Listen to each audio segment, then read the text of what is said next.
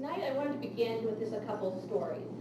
The first is about a young woman who on December 5th, 1955, refused to obey a bus driver and give up her seat in the colored section of the bus to a white passenger because the white section was filled. Her refusal and act of standing by her convictions became symbols and witnesses to others that would eventually lead to a cultural revolution regarding the dignity of every person regardless of their skin color. Why? Because she stood for the truth and she refused to back down. She knew that the inherent dignity in each and every human person, and she was not going to allow those who refused to accept that truth cross her to demean those that she sought to defend. She was a witness to truth. And I'm sure all of you know that I refer to Rosa Parks. And although a hero now, and someone who is honored, she was not then. In fact, she was fired from her job. She was a seamstress in a local department store. And she suffered. She suffered because she chose to stand for the truth. And even though she chose to protect a truth that's existed since the beginning of time, that we now think is crazy that someone wouldn't accept, it seems very common sense, it wasn't then. And so Rosa Parks chose to go against the current trend because she knew it was the right thing to do. I'm sure many told her that she was on the wrong side of history. But she knew that history was on her side, because if you're on the side of truth, every injustice will eventually end. So what do these three individuals have in common? They all stood by their convictions, and they were witnesses for the truth. Brendan Ike, Rosa Parks, Farnell Stutzman, none of them attacked those who bullied them. They simply took a stand for the truth, and they did not back down. And even though it's ironic that the culture that once prided itself on its openness and its inclusiveness has since turned bigoted and intolerant, incapable of accepting anyone who holds a different view. We've seen such intolerance before. We saw a culture that wouldn't accept those with a different skin color. We saw a culture that sent the handicapped and religions that didn't like to the gas chambers. We see today many who will not accept the humanity and the dignity of the unborn child.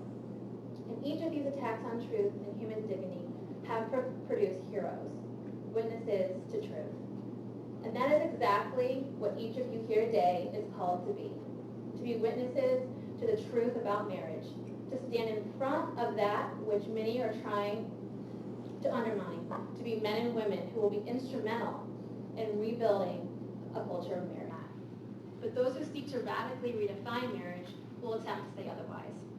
They will attempt to equate your defense of the truth and the uniqueness of every person and this complementarity between men and women in marriage. They'll attempt to say it's hostile and hateful and demeaning of who they are. But do not be confused by their confusion, because truth again prevails. It always does. And I predict tonight you will be vindicated.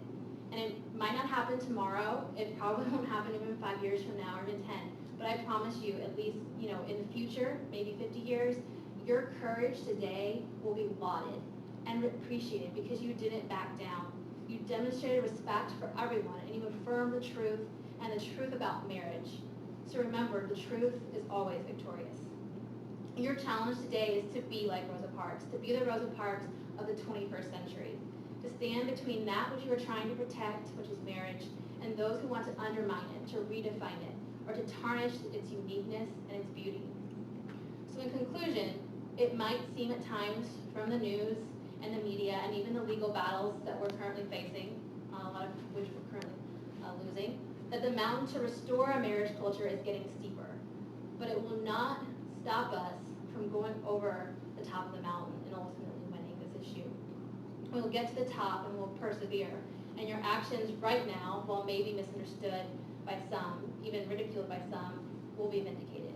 Because this experiment we're on is contrary to human existence and human flourishing. So how quickly we rebuild and fortify this culture of marriage is ultimately up to us.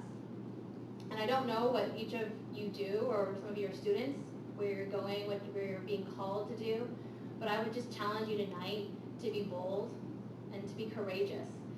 in your convictions and in whatever path of life you pursue, and be truth tellers.